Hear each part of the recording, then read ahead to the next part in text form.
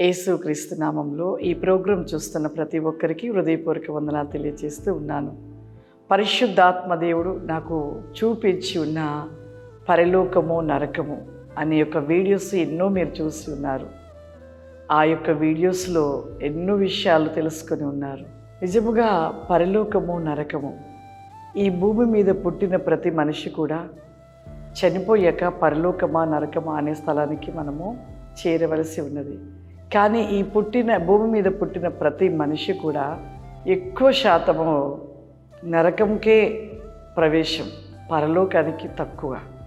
ఎందుకంటే ప్రభువును అంగీకరించి ప్రభువుతో ఉన్నవారికి నిత్య జీవం, ప్రభువుతో లేని వారికి నిత్య అగ్ని. మన జీవితంలో దేవుడు సిద్ధపరిచినవి పరలోకములో ఎన్నో ఉన్నవి. అవి మనము తెలుసుకొనలేని వారిగా ఉంటూ పరలోకము నరకం ఏంటి, పరలోక రాజ్యం నిజముగా ఉందా, నరకం ఉందా, అసలు మేము చనిపోతే ఎక్కడికి వెళ్తామోలే అనే ఆలోచనలు కలిగిన వారు ఎంతోమంది ఉన్నారు.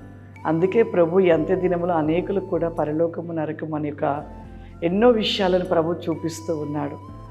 ప్రభు చూపించిన విషయాలు ఎన్నో విషయాలు కూడా మీతో నేను పంచుకొని ఉన్నాను. నిజముగా మన జీవితంలో దేవునితో ఉండటంను బట్టి అక్కడ ఎన్నో పొందుకుంటాం. మనం ఇక్కడ ఉండే విధానాన్ని బట్టి అక్కడ పొందుకుంటాం. నీవు దేవునికి ఎంత దూరంగా జీవించినట్లయితే అంత మరి ఆశీర్వాదాలు కోల్పోతామో, ఇంకను కూడా మనం నిత్య అగ్నిలోనికి చేర్చబడతాం. అందుకే ఇక్కడ ఒక పరిశుద్ధ గ్రంథంలో యోహాను రాసిన ప్రకటన గ్రంథం ఒక గొప్ప స్థలము, ఆ స్థలమును ప్రభు నాకు చూపించారు. ఆ స్థలము గురించి కూడా నేను మీకు ఒకసారిగా తెలియపరుచున్నాను. మరలా నేను ఆ విషయాలు పంచుకోవాలనుకుంటున్నాను. యోహాను రాసిన ప్రకటన గ్రంథము 19వ అధ్యాయము 6వ వచనం నుండి, అప్పుడు గొప్ప జనసమూహము శబ్దము, విస్తారమైన జలముల శబ్దము, బలమైన ఉరుముల శబ్దము పోలిన ఒక స్వరము సర్వాధికారి అయిన ప్రభుయగు మన దేవుడు ఏలుచున్నాడు.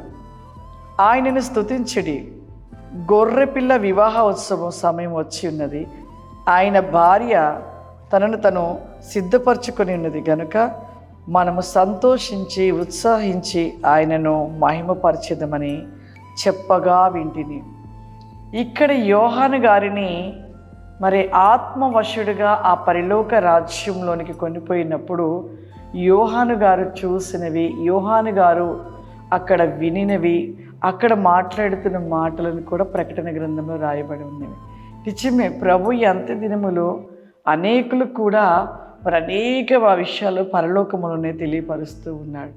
అక్కడ గొప్ప వెలుగైన స్థలము, ఆ గొప్ప వెలుగైన స్థలములోనికి ప్రభు దేవదూతలకు ఆజ్ఞాపించి ప్రభు నాకు ఆత్మ ఆ స్థలములోనికి తీసుకువెళ్ళుట. ఆ స్థలములో ఎంతోమంది ఆత్మలైన వారు, ఎంతోమంది కొన్ని లక్షల కొలది లెక్కింప చాలని సమూహము, ఆ సమూహము తెల్లటి వస్త్రముల చేత ఆ స్థలములో నిలిచి ఉన్నారు. ప్రభు ఆ స్థలములో మహిమతో ఉన్నారు. అక్కడ ఒక సింహాసనం నిలిచి ఉన్నది. ప్రభు యొద్దకు మెల్లగా నేను ఆ స్థలములకు వెళ్ళడము, ఆ స్థలములకు వెళ్ళినప్పుడు ప్రభు పాదాలపై నేను పడి పాదాలను ముద్దు పెట్టుకొనుట, ప్రభు మరలా ఆ స్థలములో నుండి కొంత దూరము నన్ను తీసుకొని వెళ్ళుట. ఆ స్థలములో ఒక సముద్రం వంటిది నిలిచి ఉన్నది. ఆ స్థలములో ఒక సముద్రంలో ఒక స్థలములో ఒక స్ఫటిక వంటిది, ఆ స్థలములో ఒక బంగారపు వస్త్రాలు పెట్టబడి ఉన్నవి. ఆ వస్త్రాల యుద్ధకు వెళ్ళినప్పుడు ప్రభు తెలియపరుస్తున్నాడు, అవి పెళ్లి కుమార్తెకి ఇవ్వబడుతున్న వస్త్రములు అని చెప్తున్నాడు. నాకు చాలా ఆశ్చర్యంగా ఉంది. కానీ నేను ముందుగా త్వరగా వెళ్ళాలని ముందుకు వెళ్ళినప్పుడు కొద్దిగా ప్రభు కంటే ఒక అడుగు ముందు వేయపోస్తున్నప్పుడు సడన్గా నేను వెనుకకు పడిపోయాను. మరలా లేచి ప్రభు పాదాలు పట్టుకొని క్షమాపణ అడిగాను. ప్రభా నన్ను క్షమించని. ఇక ఆ వస్త్రములు చూపించినప్పుడు ప్రక్కన ఇంకా ఆ యొక్క సముద్రం అంటే స్ఫటికలో తెల్లటి వస్త్రాల్లో ఒక అమర్చబడి ఉన్నవి. అవి కూడా చూసినప్పుడు ఇవి కూడా పెళ్లి కుమార్తెకి ఇవ్వబడుచున్నవి అని ప్రభు చెప్తున్నప్పుడు నాకు ఆశ్చర్యం అనిపించి ఉంది. పెళ్లి కుమార్తెకి ఇవ్వబడుచున్నవి అని చెప్తున్నాడు ప్రభు అని నేను ఆలోచన చేస్తున్న ప్రభు చెప్తున్నాడు. ఇదిగో మొదటిగా ఈ వస్త్రములు, బంగారపు వస్త్రములు ఇవ్వబడుట, అదిగో భూమి మీద ఉంటున్న నా యొక్క బిడ్డలు ప్రతిదీ లోక సంబంధమన్నీ విడిచిపెట్టి, ప్రతి విషయమును విడిచిపెట్టి వారు సమస్తము వారి శరీరపు ఆశలు, కోరికలు, ప్రతిదీ కూడా విడిచిపెట్టి నా కోసము జీవించిన వారికి మొదటిగా ఉంటున్న అదిగో బంగారపు వస్త్రముల చేత నేయబడిన వస్త్రములు వారికి ఇవ్వబడుతూ ఉంటవి. మరలా రెండవ వస్త్రములుగా ఉంటున్న వస్త్రములు అదిగో ఇంకా అనేకులు కూడా నాలో ఉంటూ వివాహము చేసుకొని నాలో ఉంటూ నాలోనే జీవిస్తున్న వారి యొక్క వస్త్రములు, మొదటిగా చూపించిన వస్త్రములు వివాహము చేసుకొనక ఈ లోకములు భూలోకములు నా కోసము జీవిస్తూ నా కొరకే నిలిచిన వారికి ఇవ్వబడే వస్త్రములు, అవి మొదటిగా చూపించిన వస్త్రములు అని చెప్పినప్పుడు చాలా ఆశ్చర్యం అనిపించింది. ఎవరైతే భూమి మీద వివాహము చేసుకొనక దేవుని కోసము నిలిచి దేవుని కోసం బ్రతుకుతూ దేవుని కోసమే సమస్తమును విడిచిపెట్టి ఎవరైతే ఉంటూ ఉంటారో వారికి ఇవ్వబడిన ఆ బంగారం చేత మరి ఉంటున్న వస్త్రములు ఇవ్వబడుచు ఉన్నవని ప్రభు చెప్పడం చాలా ఆశ్చర్యం అనిపించింది. ఎందుకు మరలా నేను జ్ఞాపకం చేస్తూ ఉన్నానంటే, ప్రభు నాకు చూపించిన ఆ స్థలములు, ఆ బంగారము చేత నీయబడిన వస్త్రములు, తెల్లటి వస్త్రముల గురించి ప్రభు చెప్పినప్పుడు ఆశ్చర్యం అనిపించినది. అంతేకాదు ఈరోజు మరలా ఆ విషయాన్ని నేను ఎందుకు జ్ఞాపకం చేస్తూ ఉన్నానంటే, భూమి మీద మనం ఉంటున్నాం. ప్రతి విషయమును బట్టి, దేవునితో ఉండే విధానమును బట్టి, లోక భూ సంబంధంలో ఉన్న వాటిని ఎవరైతే అన్నీ విడిచిపెడతారో, వివాహం చేసుకొనకుండా అన్నీ విడిచిపెట్టి సమస్తము దేవుడేనని, సమస్తము దేవుడి కోసమే సిద్ధపడి ఎవరైతే ఉంటారో వారు మొదటి పెళ్లి కుమార్తెగా, మొదటి సమూహముగా బంగారపు వస్త్రము నేయబడిన వస్త్రము ధరించుకుని మొదటి గుంపుగా ఉంటారని, రెండవ గుంపుగా అదిగో భూమి మీద ఉంటున్న ప్రతి ఒక్కరు కూడా వివాహము చేసుకున్నాక దేవునిలో ఉంటూ దేవుని కోసము బ్రతుకుచు నిత్యము దేవుని ప్రతి పనిలో, ప్రతి విషయంలో తగ్గించుకొనుటలో, ప్రేమించుటలో, సహించుటలో, ఓర్చుకొనుటలో, ప్రతి విషయంలో నిత్యము కూడా పైనున్న వాటిని వెతుకుచు ఎవరైతే దినదినము కూడా దేవునిలో ఆ విధముగా నిలిచి సిద్ధపాటును కలిగి ఉంటారో రెండవ మారిగా ఉంటున్న వస్త్రములు వారికి ఇవ్వబడి రెండవ గుంపుగా ఆ యొక్క సింహాసనం ఎదుట రెండవ గుంపుగా సమూహముగా ఉంటూ ఉంటారని ప్రభు చెప్పిన మాటలను మరలా మీకు జ్ఞాపకం చేస్తున్నాను. నిజమే, మనం ఎలా ఉంచున్నామో ఈ లోకంలో నీ ఉండే విధానమును బట్టే ప్రభు సన్నిధిలో అన్నీ పొందుకుంటావు. ఆ పరలోక రాజ్యంలో, ఆ నిత్య రాజ్యంలో ఒకటని కాదు, ఎన్నో ఉన్నవి, ఎన్నో లెక్కకు మించినవి దేవుడు మనకు సిద్ధపరిచాడు. మనం 1, 2, 3 అనుకుంటున్నాము, కానీ ఎన్నో ఉన్నవి. నీ క్రియలను బట్టే నీవు అక్కడ ప్రతిఫలాన్ని పొందుకుంటావు. నీవు ఉండే విధానము బట్టి అక్కడ పొందుకుంటావు. అక్కడ అనేకమైన తోటలు, అనేకమైన స్థలాలు, నివాసములు, బంగారపు వీధులు, బంగారపు సముద్రపు వంటి మరి స్థలాలు, బంగారపు గుట్టలు వంటివి. ఆ స్థలములో అనేక స్థలాలు, అనేకమైన వస్త్రములు నీట, అనేకమైన ప్రశస్త వస్త్రములు ఒక స్థలములు దాచిపెట్టుట, ఇవన్నీ కూడా ఆ స్థలములో నిలిచి ఉండుట, అనేక గుంపులుగా ప్రార్థించే సమూహము, ఆరాధించే సమూహము, దూతలైన వారి సమూహము, ఇలా స్థలములు సిద్ధపరచబడి ఆ స్థలాలలో నిలిచి ఉండుట, నిత్యము దేవుని ఆరాధించుట, దేవుని గణపరచుట, ఎంత సంతోషం అనిపిస్తూ ఉంటుందో ఆ స్థలములకు వెళ్ళినప్పుడు. ఆ స్థలము చూస్తుంటేనే ఎంతో ఆనందం అనిపిస్తూ ఉంటుంది. నిజముగా ఆ స్థలములలోకి వెళ్ళి వచ్చాక ఇక అసలు ఈ భూమి మీద ఏముంది, నిత్యము దేవుని సన్నిధిలో ఉంటే బాగుండనేది ఒక ఆశ, ఆలోచన, తపనగా నిలిచి ఉంటూ ఉంటుంది. ప్రియులారా, నిజంగా ఆ స్థలంలోకి ప్రభు నన్ను తీసుకువెళ్ళారు కాబట్టి మీతో నేను మరి పంచుకొనొచ్చు. ఆ అనుభూతి విషయంలో మీతో నేను మరి పంచుకోవడం జరుగుతూ ఉన్నది. అంతేకాదు, నేను చూసినవి మీరు అందరూ కూడా చూడాలి. నిత్యము కూడా ప్రతి ఒక్కరిని ప్రభు తీసుకువెళ్తాడు, ప్రతి ఒక్కరికి చూపిస్తాడు. కానీ ప్రభు వలె మనం నిత్యము కూడా మనం తగ్గించుకున్న ప్రతి విషయంలో ప్రభు వలె మనం నిలిచి ఉన్నప్పుడు ప్రభు ఖచ్చితంగా చూపిస్తాడు. నిజంగా ఆ స్థలంలో అన్ని స్థలాలను ప్రభు సిద్ధపరచాడంటే మనందరము కూడా అక్కడ చేర్చబడటం కోసమే.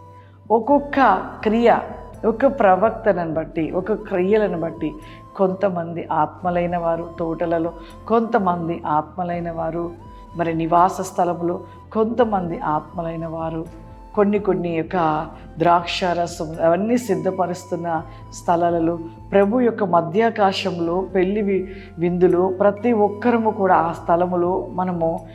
స్థలములో ఆ విందులో పాల్గొనట కోసము దేవుడు ఎన్నో సిద్ధపరుస్తున్నాడు. వాటన్నిటిని కూడా మన కోసమే ప్రభు సిద్ధపరుస్తుండగా మనమందరము కూడా ఆ స్థలములకు చేరాలి అంటే నీవు భూమి మీద ఎలా ఉంటున్నావు? ముఖ్యంగా ఇవన్నీ కూడా మనము పరిశుద్ధ గ్రంథములో వాక్యానుసారంగా చూస్తున్నాము. మరి ప్రకటన గ్రంథములో ఉన్న విషయాలను తెలుసుకుంటున్నాము. ఎంతోమంది దైవజనులు ఎంతోమంది చూసినవి కూడా తెలియపరుస్తుండగా ఇంకనూ కూడా మనం మారకుండా, ఇంకా మన ప్రవక్తను మార్చుకొనకుండా అలాగే మనం నిలిచి ఉన్నట్లయితే నిజంగా మనంతా దురదృష్టవంతులు ఎవరు ఉండరు అనుకుంటాను. ఎందుకు అంటే ప్రభు ఎంతకాలంలో ఇన్నిగా మనకి చూపిస్తున్నా కానీ మనం మార్చబడకపోతే నిజంగా నష్టపోయేది మనమే. కాబట్టి ప్రతి ఒక్కరము కూడా ఏ రోజుకైనా ఈ లోకంలో విడవలసిన వారమే. ఏది మనతో రాదు, ఎవరు మనతో రారు, ఎవ్వరు కూడా రాదు. ఈ క్షణమే మన ప్రాణం. కానీ మనము సిద్ధపడటమే కాదు, పరలోకంలో ప్రతిదీ కూడా మనం సిద్ధపరచుకోవాలి. అక్కడ సిద్ధపరచుకోవాలంటే నీవు ఇక్కడ దేవునితో ఎంతగా దేవుణ్ణి కలిగి ఉంటావో అంతగా ఆ స్థలాలలో ఆ స్థానంలో ఉంటావు. అక్కడ కూడా కొన్ని స్థలాలలో మనము ఉండవలసిన స్థలము అంటే చూడండి, ఒక దైవజనుడు బహుభక్తిపరుడు నిత్యము ప్రార్థన కలిగి ఎనీ టైము దేవునితో ఉంటూ దేవుని వలనే తను అన్నీ విడిచిపెట్టి నిత్యము ప్రార్థన అనేకులకు సువార్త ప్రార్థన యథార్థత సత్యాన్ని కలిగిన ఉన్న వ్యక్తి. అతను ఈ భూమి మీద ఉన్నంత కాలం అంతా కూడా ఎవరు పని చేశాడు? ప్రభు పని చేశాడు. ప్రభు పాదాల దగ్గరే ఉండిపోయాడు. భూలోకంలో ఏ ఒక్కటి ఆశించలేదు. కానీ ఆ వ్యక్తి మరణిస్తే ఎవరి పాదాల దగ్గర ఉంటాడంటే దేవుని సన్నిధిలో ఆయన యొక్క పాదాల దగ్గర ఉంటాడు. ఆయన సింహాసనం యొద్ద ఉంటాడు.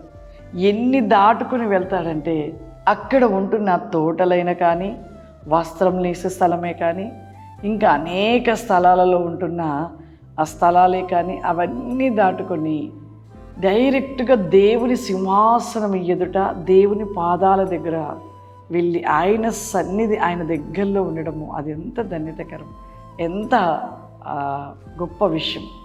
నిజంగా అటువంటి కృపను కలిగిన వారిగా మనం ఉండాలి. చూడండి, ఒక సీఎంను కలవాలంటే ఎంతో కష్టపడాలి. ఆయన కలవాలంటే మామూలుగా కలము. కానీ ఆయన మనల్ని చూడాలి, మనను ఒక ప్రత్యేకంగా మనల్ని కనిపెట్టి చూడాలంటే మరి ఆయనకి లోబడి ఆయన యొక్క మాట వినినట్లుగా ఉంటేనే ఆయన మనం చూడగలుగుతాడు. అలాగే ప్రభువును మనం ప్రతిరోజు చూస్తుంటాం, కానీ ఆయన మనం చూడాలంటే ఆయన మాట వినాలి, లోబడాలి. అలా ఆయన దగ్గరగా ఉన్నప్పుడు మరి ఎంత ఆనందం అనిపిస్తుంది అంటే అందరిని దాటుకొని చివరికి ఆయన దగ్గరికి వెళ్ళి ఆయన పాదాల దగ్గర ఉంటే ఆ యొక్క ఎంత సంతోషం అనిపిస్తుంది. అలాగే మన జీవితంలో ఈ లోకంలో ఉన్నవన్నీ నువ్వు విడిచిపెడితే అక్కడ కూడా ఆయన దగ్గర ఆయన సన్నిధిలో ఆయన సింహాసనం మీద ఉంటావు. ఒకవేళ నీలో చిన్నవి తప్పులున్నా సరి చేసుకొని ఈ లోక సంబంధంగా ఉంటూ అన్నీ విడిచిపెట్టినను కూడా నిత్యము నీ మనసు అయితే దేవునితో ఉండదు కదా. అలా నీ మనసు ఒకవేళ నిత్యము దేవునితోనే ఉంటే మాత్రం ఆయన పాదాల దగ్గరికి సింహాసనం యొద్ద ఉంటున్న సమూహంలో చేర్చబడతావు. ఒకవేళ కొంత నీవు ఈ లోకపరంగా కుటుంబపరంగా ఉంటూ కూడా భక్తి జీవితంలో ఉన్నప్పుడు చనిపోతే కొంత తోటలు అనేక స్థలాలకు నువ్వు చేర్చబడతావు. కాబట్టి మనము ఆ నిత్య నివాసమైన ఆ సన్నిధి రాజ్యంలో చేరాలి అంటే నీవు భూమి మీద ఉండే విధానం బట్టి ఆ ప్రాంతాల్లోకి నువ్వు చేర్చబడుతూ ఉంటావు. కాబట్టి ప్రతి ఒక్కరము కూడా ఈ భూ సంబంధమైన విడిచిపెట్టి దేవుని కోసం నిలిచి ఉన్నట్లయితే నిత్య నివాసమైన ఆ రాజ్యము చేర్చబడతాము. God bless you. దేవుడు మిమ్మల్ని దీవించును గాక. ఆమేన్.